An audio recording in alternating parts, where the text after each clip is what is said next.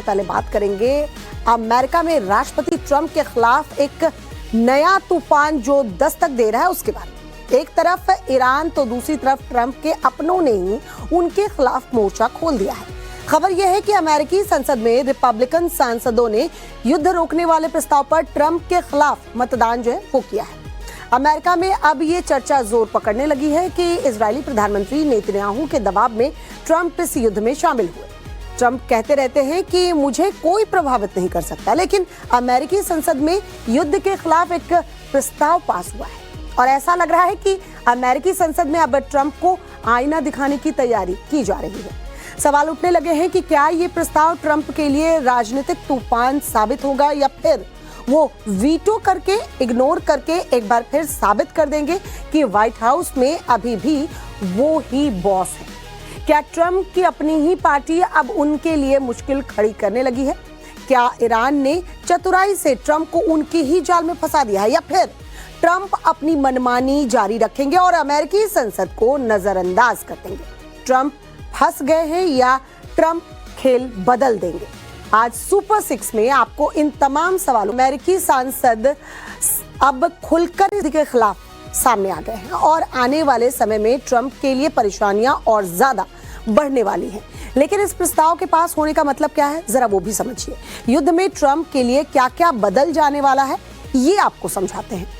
Trump के खिलाफ पास किए गए इस प्रस्ताव को वॉर पावर्स रेजोल्यूशन कहते हैं, जो अमेरिकी कांग्रेस के वॉर पावर्स एक्ट 1973 के तहत लाया गया। इसके तहत राष्ट्रपति ट्रंप को ईरान के खिलाफ बिना कांग्रेस की मंजूरी के सैन्य कार्रवाई रोकनी होगी। इसका मतलब साफ है कि अमेरिकी संविधान के मुताबिक युद्ध की घोषणा करने का अधिकार अमेरिकी कांग्रेस यानी संसद का होगा, न कि सिर्फ राष्ट्रपति का। लेकिन ये बिल अभी पूरी तरह से कानून नहीं बना है। ये कॉन्करेंट रेजोल्यूशन है जो उच्च सदन में पास होना चाहिए और फिर राष्ट्रपति के पास जाएगा। आपको ये भी बता दें कि इससे पहले भी 3 बार ऐसी कोशिश की जा चुकी है, लेकिन ट्रंप पर इसका कोई खास असर देखने को नहीं मिलता है। हालांकि इससे डोनाल्ड ट्रंप पर युद्ध को खत्म करने का राजनीतिक दबाव जो है वो जरूर बढ़ता जा रहा है, क्योंकि अमेरिका में तेल के दाम लगातार बढ़ते जा रहे हैं। हालात ऐसे हो रहे हैं कि अपने ही सांसद विरुद्ध हो रहे हैं और लगातार जनता का दबाव भी राष्ट्रपति के ऊपर बढ़ता जा रहा है। रोजमर्रा की जरूरत की चीजें अब महंगी होती जा रही हैं। इन मुद्दों का इस्तेमाल विपक्षी दल ट्रंप के खिलाफ कर रहे हैं। राष्ट्रपति ट्रंप चाहे तो इस प्रस्ताव को पहले की तरह बड़ी आसानी से इग्नोर कर सकते हैं या वीटो कर सकते हैं। ट्रंप प्रशासन का तर्क ये है कि सीज फायर हो चुका है, इस वजह से इस प्रस्ताव का कोई मतलब नहीं रह जाता। वो बहुत दिनों से कह रहे हैं कि सीज फायर हो चुका है, अब बस एग्रीमेंट साइन होना है, लेकिन ये कब होगा ये अभी फिलहाल पता नहीं। अगर अमेरिका के उच्च सदन से भी ये प्रस्ताव पास हो गया तो ट्रंप पर राजनयिक वार्ता तेज करने का दबाव जो है वो बढ़ने लगेगा। यानी आप बातचीत कीजिए और जल्द से जल्द इस मैटर को सुलझाइए, ये दबाव बढ़ेगा।